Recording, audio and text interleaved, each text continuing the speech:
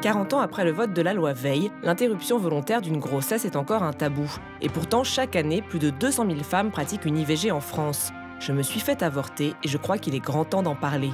J'ai aussi réussi à convaincre 3 femmes de me raconter leur histoire. Parler de l'avortement est aujourd'hui plus que jamais un acte militant. Alors bonjour, je m'appelle Julie, j'ai 34 ans. Je m'appelle Constance, j'ai 29 ans. Je m'appelle Anaïs, j'ai 34 ans. Je me suis fait avorter en 2007 et en 2014. La première fois, j'en ai parlé au géniteur et lui, ça a été très net qu'il voulait absolument entendre parler de rien du tout. Quand j'ai su que j'étais enceinte, j'ai su tout de suite que j'allais avorter. Au départ, ça a été un gros coup de stress. J'ai eu peur. Je crois que j'ai pleuré tout de suite. Alors moi, je me suis fait avorter 2 fois, à 19 ans et à 22 ans. On m'a bien fait comprendre que ce n'était pas une méthode contraceptive au cas où c'était pas bien ancré dans ma tête. Au moment de l'opération, je me suis retrouvée face à des infirmières qui étaient vraiment désagréables. C'était plein de petits mots qui disaient que dans tout ce qu'on avait fait, on méritait pas d'attention de leur part. Prise de sang, échographie, avortement médicamenteux ou sous anesthésie, nous avons 14 semaines pour choisir ou non d'interrompre notre grossesse. Et pourtant, c'est toujours le parcours du combattant pour y accéder. Délai d'attente interminable dans les hôpitaux, réflexions infantilisantes et culpabilisantes de la part du personnel de santé, et même clause de conscience qui permet à certains médecins de refuser de pratiquer des IVG. Je suis allée rencontrer le docteur Hatchuel, responsable du centre IVG des Bluets à Paris, et le docteur Teboul, qui s'occupe de celui de Port-Royal, afin de dresser un état des lieux des conditions d'avortement en France. Une idée très répandue, c'est « mais quand même, comment se fait-il qu'il y ait tellement d'IVG avec tout ce qui existe comme contraception ?» Et ça, même les femmes l'intègrent. Sous-entendu, toutes des imbéciles, pour rester poli.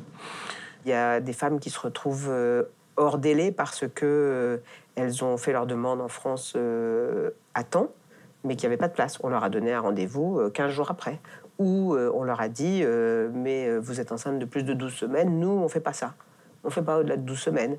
Ou on leur a donné une première adresse où il n'y avait pas de service de centre d'IVG. En 10 ans, 150 centres IVG ont fermé, obligeant les femmes à aller dans des cliniques privées et payantes. Autre problème, les avortements sont souvent pratiqués au sein même des maternités. Je pense qu'une femme, si elle vient pour une IVG, pour un rendez-vous, et qu'elle est à côté d'une femme qui a un gros ventre et qui attend son rendez-vous avec la sage-femme, elle va voir l'anesthésiste pour son intervention pour l'IVG, c'est épouvantable pour elle. Je me suis retrouvée dans une salle d'attente à côté des femmes enceintes, à voir sortir les familles, les nouvelles familles.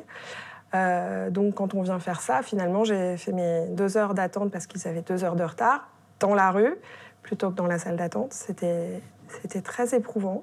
Éprouvant pour Julie, mais malheureusement, elle est loin d'être la seule dans ce cas-là. J'ai moi aussi été traumatisée par la manière dont on m'a traitée. On me force à écouter les battements de cœur de mon embryon en me disant vous entendez, c'est les battements de cœur de votre enfant. Et là, je me suis dit mais non, où est-ce que j'ai atterri? Au lieu de me dire l'acte peut être pratiqué sans danger pour vous, elle me dit il va bien, son cœur bat bien, il va parfaitement, tout va bien.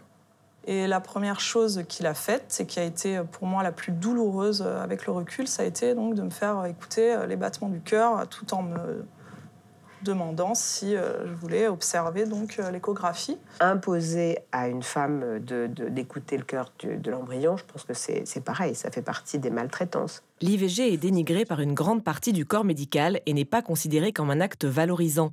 Mais alors qui sera là pour prendre la relève quand les médecins militants de la première heure prendront leur retraite? Dans la spécialité, ça n'intéresse pas les spécialistes.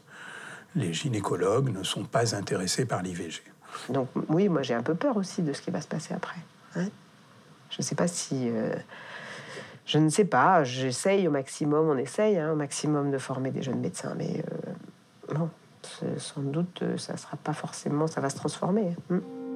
Il est temps de réaffirmer notre droit à un accès simple et égal pour toutes à l'IVG. C'est à nous les femmes de continuer à élever la voix lorsque nous sommes malmenées, de nous battre pour qu'aucune d'entre nous n'ait plus jamais honte d'avoir avorté. C'est une situation qui, je crois, concerne une femme sur 3. Donc c'est 1/3 de la population féminine. On ne va jamais, de toute façon, pratiquer, je pense, une IVG de gaieté de cœur. Et on s'imagine qu'il y a des nanas qui font ça un peu comme si elles allaient se faire enlever une carie ou se faire un nouveau tatouage, quoi. Faut que n'importe où on aille, dans n'importe quel hôpital, n'importe quelle clinique, une femme puisse être prise en charge, écoutée, aidée et respectée dans son choix.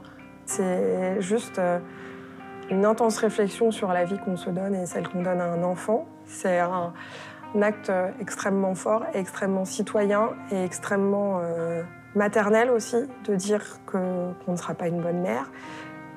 Pas à ce moment-là en tout cas. Et donc voilà, donc à tous ceux qui dénigrent tout ça, je leur dis merde.